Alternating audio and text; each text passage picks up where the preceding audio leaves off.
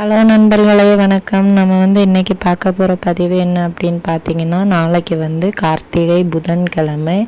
நாளைக்கு என்ன விசேஷம் அப்படின்னு பார்த்தீங்கன்னா, நாளைக்கும் நீங்கள் உங்களுக்கு மனசில் ஏதாவது தீராத கஷ்டங்கள், அப்புறம் யாராச்சும் உங்களுக்கு துரோகம் பண்ணிட்டாங்க, இல்லை உங்களுக்கு துரோகம் பண்ணிகிட்ருக்குறாங்க, உங்களுக்கு தெரியுது, ஆனால் அதை உங்களால் கேட்க முடியலை.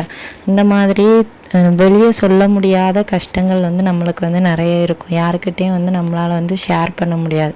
ஸோ அந்த மாதிரி உங்கள் மனசை இல்லை நீங்களே ஏதாச்சும் தவறு பண்ணியிருக்கலாம். அப்படி உங்கள் மனசை அழுத்திட்டு இருக்கிற அந்த கஷ்டங்கள்னால உங்களுக்கு நைட்டு தூக்கம் வராமல் நிறைய கஷ்டப்படுவீங்க. ஸோ அந்த மாதிரி நிறைய விதமான விஷயங்கள்லாம் இருக்குது.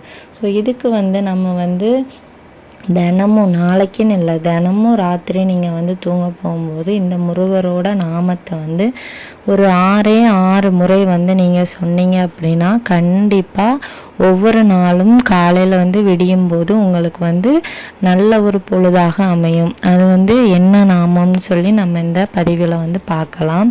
முருகர் நம்மளோட கஷ்டத்தை கண்டிப்பாக தீர்த்து வைப்பார். எப்படி அப்படின்னா, நீங்கள் அவர்கிட்ட கேட்காமலே அவருக்கு தெரியும் உங்களுக்கு என்னது தேவை, என்னது தேவையில்லைன்னு. அதே மாதிரி உங்களுக்கு உங்களை சுற்றி துரோகம் பண்ணுறவங்க இருக்கிறாங்க அப்படின்னா, நீங்கள் முருகர் பக்தராக இருந்தீங்க அப்படின்னா கொஞ்ச நாள் அவங்களால உங்களுக்கு கஷ்டம் இருக்கும். அதுக்கப்புறமா அவங்கள அவரே உங்ககிட்ட ஏதாவது காரணங்கள் மூலமாக அவரே விலக்கி வச்சுருவார். அது நிதர்சனமான உண்மை. முருக பக்தராக இருந்தீங்க அப்படின்னா உங்கள் வாழ்க்கையில் இந்த மாதிரி ஏதாச்சும் நடந்திருக்கான்னு சொல்லிட்டு நம்ம கமெண்ட் செக்ஷனில் கமெண்ட் பண்ணுங்கள். அப்புறமா தீர்க்க முடியாத கஷ்டங்கள் யாருக்கிட்டேயும் சொல்ல முடியலை என்னால், நான் இந்த தப்பு பண்ணியிருக்கேன் அப்படின்னா நீங்கள் தைரியமாக முருகர்கிட்ட பேசுங்க. அவர்கிட்ட நீங்கள் எவ்வளவுக்கு எவ்வளவு பேசுகிறீங்களோ அவ்வளவுக்கு அவ்வளோ அவர் உங்களுக்கு நல்ல விஷயங்களை செய்வார். நீங்கள் தப்பு செஞ்சுருக்கீங்க அப்படின்னு நீங்கள் உணர்ந்துட்டாலே போதும், உங்களோட தவறை அவர் கண்டிப்பாக மன்னிச்சிருவார். தீர்க்க முடியாத பாவங்கள்னு சொல்லிட்டு எதுவுமே கிடையாது. எல்லா பாவத்திற்கும் கண்டிப்பாக பாவ மன்னிப்பு கடவுள்கிட்ட உண்டு. ஸோ அதனால் உங்களுக்கு வெளியே யார்கிட்டையும் சொல்ல முடியலை அப்படின்னா நீங்கள் அதை முருகர்கிட்ட கண்டிப்பாக சொல்லுங்கள். அவர் அதை தீர்த்து வைப்பார். அதே மாதிரி உங்களுக்கு யாராச்சும் துரோகம் பண்ணுறாங்க, உங்களோட லைஃப்பில் உங்கள் கூட இருந்துக்கிட்டே உங்கள் நண்பர்களாக இருந்தாலும் சரி, உங்கள் வாழ்க்கை துணையாக இருந்தாலும் சரி, இல்லை வேலை விஷயத்தில் உங்களோட ஃப்ரெண்ட்ஸாக இருக்கிறவங்களும் சரி, என்ன மாதிரி விஷயத்தில் உங்களுக்கு துரோகம் பண்ணுறாங்க, அது எந்த அளவுக்கு உங்களோட மனசை பாதிச்சிருக்கு, எல்லாத்தையுமே நீங்கள் முருகர்கிட்ட தெளிவாக சொல்லுங்கள். கண்டிப்பாக அவர் அந்த பிரச்சனையிலேருந்து உங்களுக்கு ஒரு நல்ல முடிவை சீக்கிரமாக தருவார். நீங்கள் அனுதினமும் அவரை நினச்சிட்டு இருக்கும்போது உங்களோட கஷ்டங்கள் கொஞ்சம் கொஞ்சமாக குறைய ஆரம்பிக்கும். இது உண்மையான ஒரு விஷயம். அதே மாதிரி நீங்கள் எனக்கு இவங்க துரோகம் பண்ணிட்டாங்க அப்படின்னு நினச்சி முருகர்கிட்ட சொல்லி ஒரு சொட்டு அவருக்கு பெரிய நீங்கள் காசும் பணமோ நகையோ எதுவுமே அவருக்கு வைக்க வேண்டாம். ஒரு சொட்டு கண்ணீர் அவரை நம்பி நீங்கள் விடுங்க. கண்டிப்பாக அவர் அதுக்கு பதிலை உங்களுக்கு உங்கள் கண் முன்னாடியே காட்டுவார். உங்களுக்கு துரோகம் பண்ணவங்க இப்போ நல்லா இருப்பாங்க.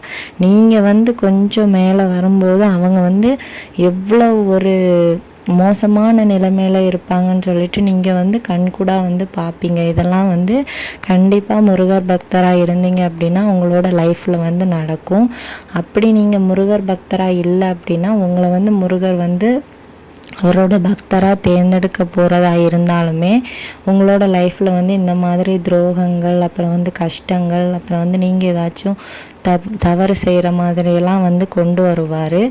அது அவரோட பக்தராக உங்களை தேர்ந்தெடுக்கிறதுக்காக அவர் செய்யக்கூடிய விஷயங்கள் தான்.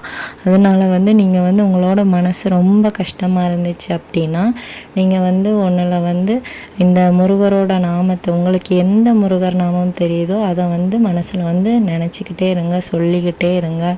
கண்டிப்பாக உங்களுக்கு அதுலேருந்து கண்டிப்பாக விடிவு கிடைக்கும்.